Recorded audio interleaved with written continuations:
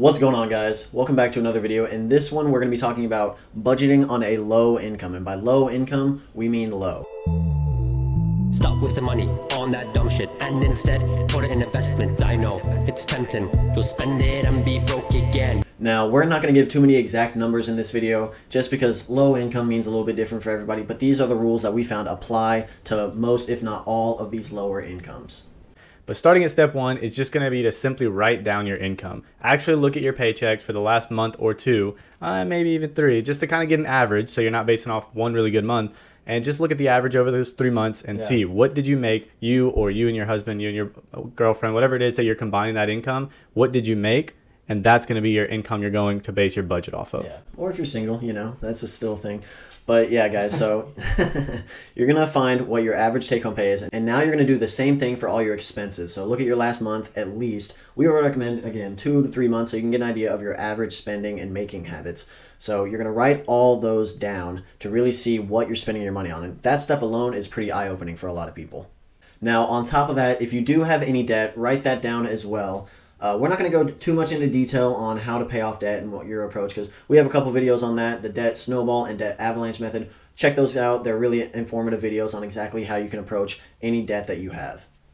Now, you're going to want to go through that list of expenses you just made, maybe draw a line next to it and just have another column, and you're going to categorize each one. So you're going to go through and say, was this a need or was this a want? Yeah. And sometimes it can get a little bit tricky, but for the most part, it's pretty self-explanatory. What's a need? What do I need to survive? And what is a want? What did I choose to go out and do and made that extra choice to buy? Or I could have gone cheaper, but I went for the premium, something like that. That's going to be more of a want. Yeah.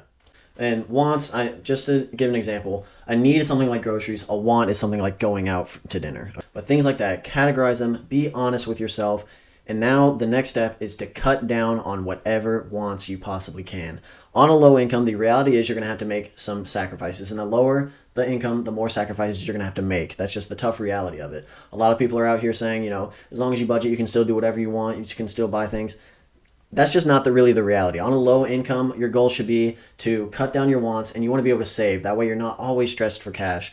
Cash is, money in general is just such a topic of kind of contention and stress for most people, especially in our country. Yeah. So, really hammering this down, cutting down on all the wants you possibly can is the best first step you can take.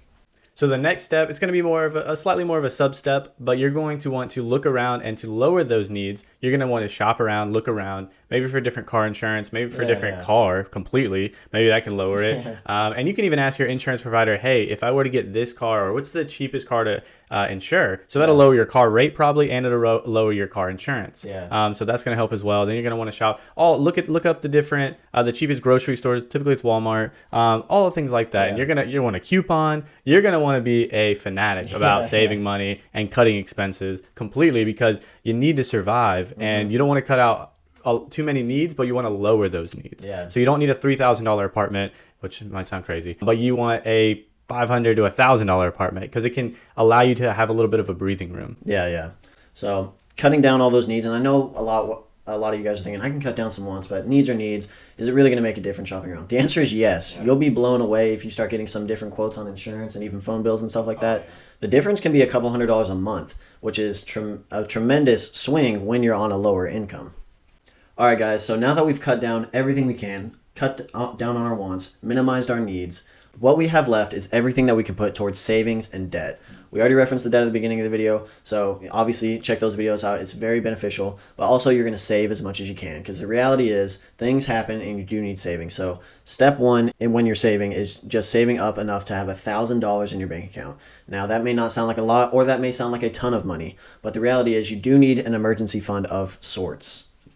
Then following just in line with that step, you're going to want to aggressively, and I mean aggressively, pay down all the debts you have, because that's going to be the best return on investment, that you're saving all that money, you're taking that load off yourself, that pressure. And once you have that car payment gone, once you have all these different payments gone, you're going to have so much more breathing room and so much more money at the end of the month to put towards anything.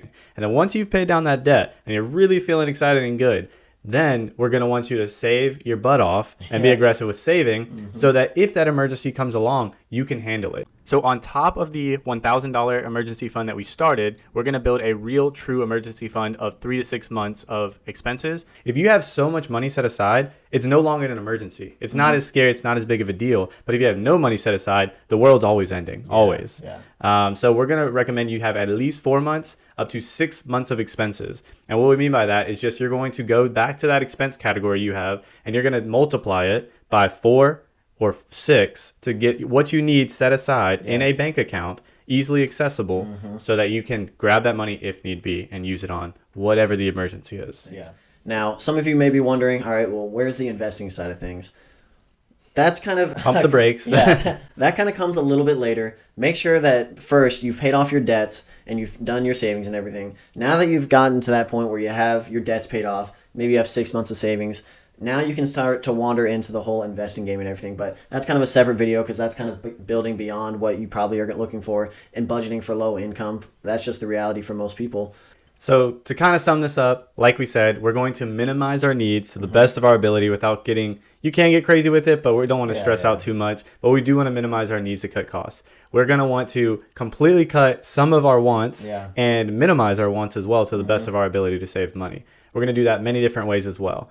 And like we said, the lower your income, the harder it is going to be, the longer it's going to take. And one thing that's going to be super, super easy for us to say right now, but is honestly true, is you're going to want to look around for jobs. If you're at this point where your income is so low that you just can't get by, or it's going to take you years and years and years just to save $1,000, you're going to want to try and get another job. It might, again, it's going to sound easy for us to say, but there are other jobs out there that are going to pay you enough so you can make that happen. Yeah.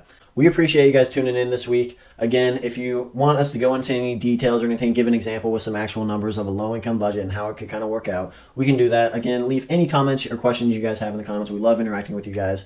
Be sure to like and subscribe, share. We're trying to get this content out there. We've been gaining some traction lately, so we appreciate that from you guys. But again, we really do appreciate it. See you guys in the next one. Stop wasting money on that dumb shit and instead put it in investment. I know it's tempting, you'll spend it and be broke again.